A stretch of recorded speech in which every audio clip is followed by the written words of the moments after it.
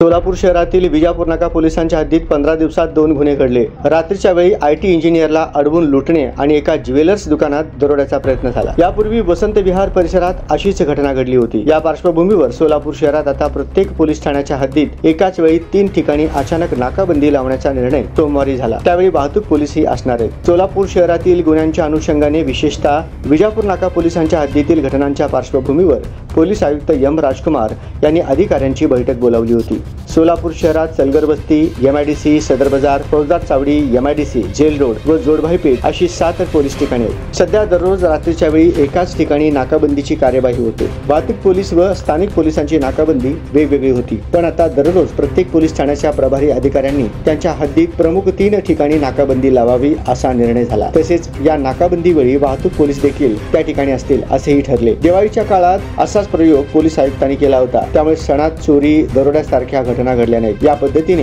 आता दररोज 3 ठिकाणी नाकाबंदी लावण्यात येणार आहे। त्या पार्श्वभूमीवर रात्रीच्या वेळी कोणीही विनाकारण बाहेर फिरू नये असे आवाहन पोलिसांनी केले आहे। सोलापूर शहरात आता रात्र गस्त वाढविली जाणार असून त्यासाठी मुख्यालयातील अंमलदारांचीही मदत घेतली जाणार आहे। याशिवाय शहरातील 7ही पोलीस ठाण्याच्या हद्दीत अचानक नाकाबंदी लावली जाणार आहे, जेणेकरून रात्रीच्या वेळी गुन्हे घडणार नाही अशी माहिती सोलापूर शहरचे पोलीस उपायुक्त डॉक्टर अश्विनी पाटील यांनी दिली आहे। शहराच्या मध्यवर्ती भागात चोरी, दरोड्याच्या घटना घडू लागल्या आहेत। चोरी गुन्ह्याचे प्रमाण दरवर्षी एवढेच असले तरी त्याचे प्रमाण कमी झालेले नाही। या पार्श्वभूमीवर संपूर्ण शहरात रात्र गस्त वाढविली जाणार आहे। त्यासाठी स्थानिक पोलिसांसह शहर पोलीस मुख्यालयातील 25 ते 30 अंमलदारांची मदत घेतली जाणार आहे।